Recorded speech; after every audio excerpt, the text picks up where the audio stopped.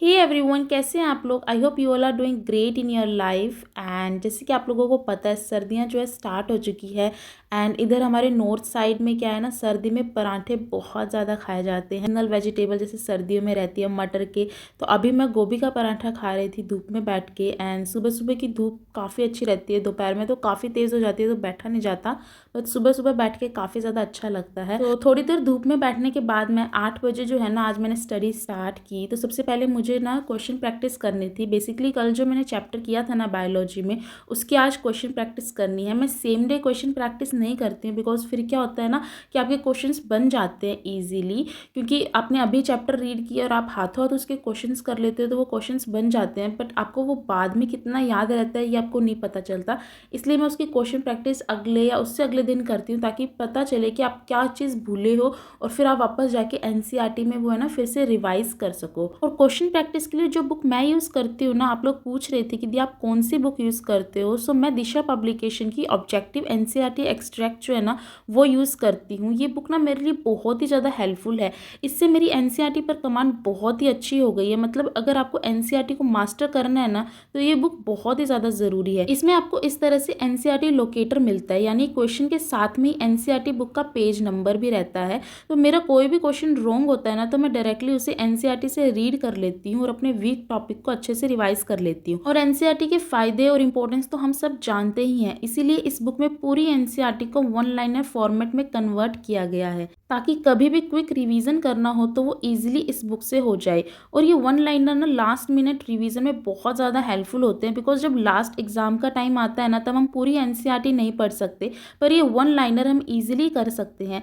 इसमें बहुत सारी टिप्स एंड टेक्निक्स भी दी हुई है। और जो चीज़ मेरी सबसे ज़्यादा फेवरेट है ना, वो ये है कि इसमें मोर देन 6000 क्वेश्चंस हैं, प्रीवियस ईयर क्वेश्चंस हैं, एनसीईआरटी एग्जाम्पलर्स हैं, यानी कि सभी तरीके के क्वेश्चंस हैं। मतलब सिर्फ इस बुक से आपको पूरी एनसीईआरटी रिवाइज तो होगी ही, साथ में एक वाइड रेंज ऑफ क्वेश्चंस भी कवर हो जाएंगे। और ये एकदम अपडेटेड और लेटेस्ट वर्जन है, तो इसमें वेराइटी ऑफ क्वेश्चंस हैं जैसे कि रियल एग्जाम में पूछे जाते हैं। और एक सीक्रेट बताऊं, किसी से शेयर मत करना, मोर देन 80% ऑफ क्वेश्चंस जो नीट 22 में पूछे गए थे ना, वो इसी बुक में से थे।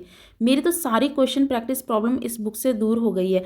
और ये फिजिक्स और केमिस्ट्री में भी अवेलेबल है। मैं बुक का लिंक डिस्क्रिप्शन बॉक्स में दे देती हूँ। अगर आप क्वेश्चन प्रैक्टिस के लिए एक अच्छी बुक ढूंढ रहे हो ना, then you should definitely go for this book. Link description box में अवेलेबल है, go and check it out. And यार, आप सभी को अब तक न्यूज़ तो मिल ही गई होगी कि नीट का एग्ज़ाम 7 मई को होने वाला है। मैंने मेरी ना पिछली वीडियो में भी बोला था कि नीट का एग्ज़ाम जहाँ तक मुझे लग रहा है ना, प्री कोविड के हिसाब से ही होने वाला है, मई में ही होने वाला है। तो वही था, अभी जैसे कि ऑफिशियल न्यूज़ भी आ चुकी है कि 7 मई का एग्ज़ाम है। तो अप्रॉक्स अगर आप मानो तो 5 मंथ्स ही रह चुके हैं। पहले लग रहा था कि जून में होगा तो 6 मंथ्स है, लेकिन नहीं, सिर्फ 5 मंथ्स ही रह चुके हैं।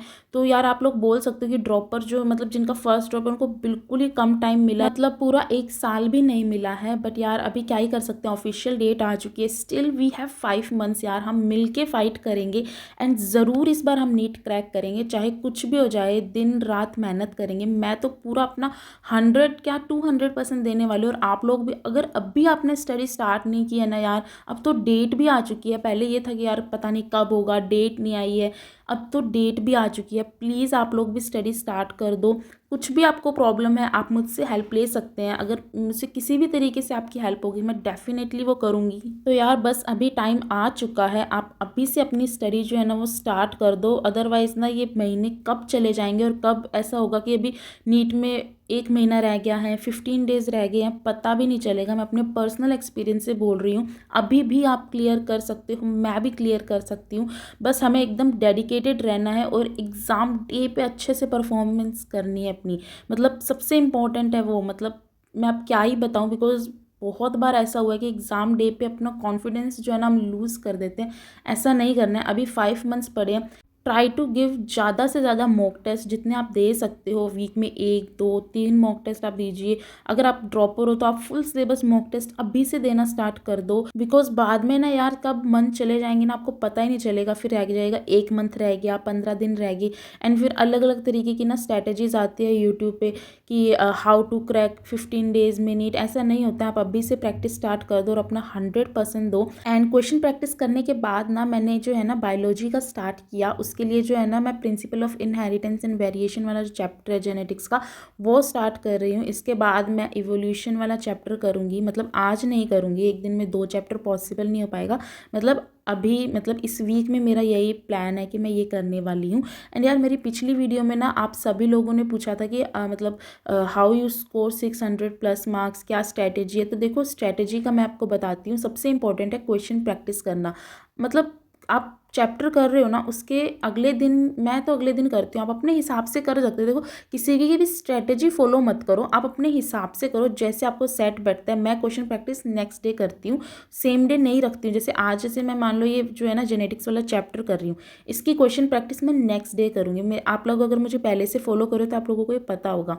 तो सबसे इंपॉर्टेंट है क्वेश्चन प्रैक्टिस करो। जो भी क्वेश्चन गलत होता है, मतलब कि एनालिसिस करो कि आपका कौन सा क्वेश्चन गलत है। सबसे इंपॉर्टेंट है एनालिसिस करना। उसके बाद आप एनालाइज करो कि आपका कौन सा पोर्शन जो है ना वो वीक है, और उस टॉपिक को दोबारा से रीड करो, उसकी प्रैक्टिस करो, यही मेन है। और वीक में 1 या 2 मॉक टेस्ट देने का ट्राई करो। और इसी के साथ ना आप फुल सिलेबस मॉक टेस्ट दोगे तो वो ज़्यादा बेटर है। अगर आप ड्रॉपर हो तो, फ्रेशर हो तो आपने अभी सिलेबस किया ही नहीं तो आपको आएगा ही नहीं, और फुल सिलेबस मॉक टेस्ट दोगे तो आपका और कॉन्फिडेंस ख़राब होगा, नंबर कम आएंगे तो। और हो सकता है आप लोगों के अभी मतलब 300 मार्क्स आ रहे हो या मे बी उससे कम आ रहे हो, तो प्लीज़ अभी ऐसा मत सोचो कि आप नहीं कर सकते, आप डेफिनेटली कर सकते हो। बस अच्छे से मेहनत करो, क्वेश्चन प्रैक्टिस करो, जो क्वेश्चन नहीं बन रहे हैं उनका आप वो देखो, सॉल्यूशन देखो कि वो कैसे हुए हैं, एंड अच्छे से मन लगा के स्टडी करो। एंड मेरा जो है ना ये चैप्टर कंप्लीट होने के बाद मैंने लंच के लिए ना ये पिज़्ज़ा ऑर्डर कर दिया था, बिकॉज़ घर पे ना अच्छी सब्ज़ी नहीं बनी थी, मतलब मुझे पसंद नहीं थी वो सब्ज़ी, इसलिए मैंने जो है ना बाहर से पिज़्ज़ा एंड बर्गर मेरी नीस के लिए ऑर्डर कर दिया था। मैंने पिज़्ज़ा खाया था। एंड इसके बाद जो है ना फिज़िक्स में ना मैंने वेव्स वाला जो चैप्टर है ना वो वाला स्टार्ट कर दिया, एंड इसे मैं मेरे नोट से ही कवर कर रही हूँ। इसका जो है ना अभी मैंने एनसीईआरटी से जो कुछ भी था ना इंपॉर्टेंट पॉइंट्स, वो नोट्स में मैं लिख लेती हूँ, और फिर मैं उन नोट्स को जो रिवाइज करती हूँ। तो आप इससे एनसीईआरटी का एक्सट्रैक्ट मेरे फॉर्म में बोल सकते हो, बिकॉज जो भी इंपॉर्टेंट पॉइंट रहता है, बिकॉज फिजिक्स की एनसीईआरटी पूरी समझ ही नहीं सकते, एटलीस्ट मैं तो नहीं समझ सकती हूँ। इसलिए जो भी अगर लेक्चर में कुछ इंपॉर्टेंट होता है, अभी जैसे ये तो मैं खुद से ही कर रही हूँ, देखो आप अगर कोचिंग के साथ हो तो आप अपने कोचिंग को फॉलो कर सकते हो, बट मैं जो है ना सेल्फ स्टडी में बहुत ज़्यादा बिलीव करती हूँ। सो अभी मैं कोई भी पर्टिकुलर कोचिंग को फॉलो नहीं कर रही हूँ। अगर आप मुझे जानते हो, पहले से फॉलो कर रहे हो, तो आपको पता होगा मैं सेल्फ स्टडी कर रही हूँ, मतलब जो चैप्टर मुझे करना होता है मैं वही करती हूँ। आप आजकल तो कहीं से भी आप लेक्चर आराम से देख सकते हो अगर आप कहीं पे भी ज़रूरत पड़े, बट एज अ ड्रॉपर मुझे इतनी ज़रूरत नहीं पड़ती है। मैं क्वेश्चन प्रैक्टिस पे और थोड़ा सा जो रिवीजन है ना उस पर ज़्यादा ध्यान देती हूँ, क्योंकि मुझे एकदम ज़ीरो लेवल से स्टार्ट नहीं करना है। मुझे जो है जैसे अगर मेरा 60% मुझे आता है तो मुझे वहाँ 60% से ही ध्यान देना है, और जो मुझे पोर्शन आता है उससे और ज़्यादा स्ट्रॉन्ग करना है, ताकि उसमें से तो कुछ भी मैं गलत करूँ ही ना। इस वजह से मैं जो है ना नोट्स और इस पर ज़्यादा रिले करती हूँ।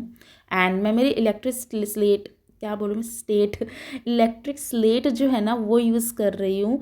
मैं बहुत फंबल करती हूँ, पता नहीं स्लेट बोलने पे या फिर स्टेट बोलने में, पता नहीं क्यों ऐसा मेरे साथ होता है। शायद सर्दी की वजह से ऐसा हो रहा है। यहाँ नॉर्थ में बहुत ज़्यादा ठंड है। आप लोगों के यहाँ पे क्या टेम्परेचर है आप मुझे बताओ। हमारे यहाँ पे तो ना 8 और 9 तक टेम्परेचर चला जाता है। प्रॉपर नॉर्थ भी नहीं है, मतलब यहाँ दिल्ली साइड है तो थोड़ा सर्दी तो रहती ही है इधर, बट या एकदम आप कश्मीर साइड का भी मुझे सोच रहे तो वैसा भी नहीं है। वहाँ पे तो बहुत ठंड है यार, मैं तो रह ही नहीं सकती वहाँ पे। मेरा तो 8-9 डिग्री में इतना ज़्यादा मुझे ठंड लगती है, तो पता ही नहीं क्या होगा। और सर्दी में यार पढ़ाई करने का बिल्कुल मन नहीं होता। आप लोगों के साथ भी ऐसा होता है क्या? मन करता है बस रज़ाई में बैठ जाओ या धूप में बैठ जाओ। धूप में तो मैं स्टडी कर ही नहीं पाती, मतलब मैं धूप लेने जाती हूँ, जो मैं स्टडी के बीच में ना ब्रेक लेती हूँ। मैं आप लोगों को इसमें इतना शो नहीं करती हूँ। स्पेशली सर्दियों में मैं क्या ब्रेक लिया, मान लिया आपने हाफ एन आवर स्टडी की, इसके बाद ब्रेक लेके मैं धूप में बैठती हूँ 15-20 मिनट, एंड देन फिर नीचे आके जो है ना वापस अपना स्टडी करने लग जाती हूँ, बिकॉज धूप में बैठ के पढ़ाई नहीं होती, मुझे नींद आने लग जाती है। सेम रजाई में भी मुझसे पढ़ाई नहीं होती है। कुछ लोगों से होती होगी बट मुझसे नहीं होती, मैं सो जाती हूँ। पहले ना मैं 12th में जब मेरे बोर्ड्स के एग्ज़ाम चल रहे थे ना, तभी मैं रजाई में बैठ के स्टडी करती थी। बहुत कॉजी सा फील होता है, बट एकदम कब आपको नींद आ जाएगी ना आपको पता ही नहीं चलता। और वो वाली नींद इतनी अच्छी नींद होती है ना, जो आप खुद नींद लेना चाहते हो ना उससे भी कहीं ज़्यादा अच्छी नींद होती है वो वाली। और बोर्ड्स का तो टाइम ही यार अलग होता है, उसका जो एक नॉस्टैल्जिक फील होता है ना, जो अभी सुनते हैं बच्चों से, वो हो जाता है यार। अभी क्या ही बताऊँ उसके बारे में तो मैं। एंड फिज़िक्स करने के बाद जो है ना रात हो चुकी थी एंड थोड़ा बहुत मैं मार्केट चली गई थी। उसके बाद जो है ना मैंने केमिस्ट्री स्टार्ट की थी एंड केमिस्ट्री में डी एन एफ ब्लॉक वाला चैप्टर एनसीईआरटी से करी, बिकॉज इनऑर्गेनिक जो है एनसीईआरटी से ही आपको करनी चाहिए। बिकॉज कौन सी लाइन से क्वेश्चन आ जाता है ना यार, पता ही नहीं चलता है, ऐसा लगता ही नहीं है कि ये पढ़ा भी था क्या हमने। फिर दोबारा से एनसीईआरटी में आके मैं देखती हूँ कि अच्छा ऐसा कुछ था भी। मुझे इनऑर्गेनिक बहुत ही वास्ट लगती है। ऑर्गेनिक अच्छी है, फिजिकल भी ठीक है, इनऑर्गेनिक थोड़ा रट्टाफिकेशन मुझे लगता है थोड़ा ज़्यादा है। ऑल्दो बायोलॉजी जैसा ही है, बट बायोलॉजी में क्या है आपका इंटरेस्ट है कि अच्छा ठीक है कैसे होता है, मतलब ऑफकोर्स बायो अच्छी लगती है तभी बायो ली है ना। बट केमिस्ट्री के इनऑर्गेनिक थोड़ी सी जो है ना नींद दिलाने वाली होती है। एंड ये करने के बाद जो है ना मैं सोने चली गई थी। And that is it for today's guys, hope you like this video. If you so make sure आप चैनल को सब्सक्राइब करें एंड प्लीज़ कमेंट ज़रूर करें। सी यू नेक्स्ट वीडियो।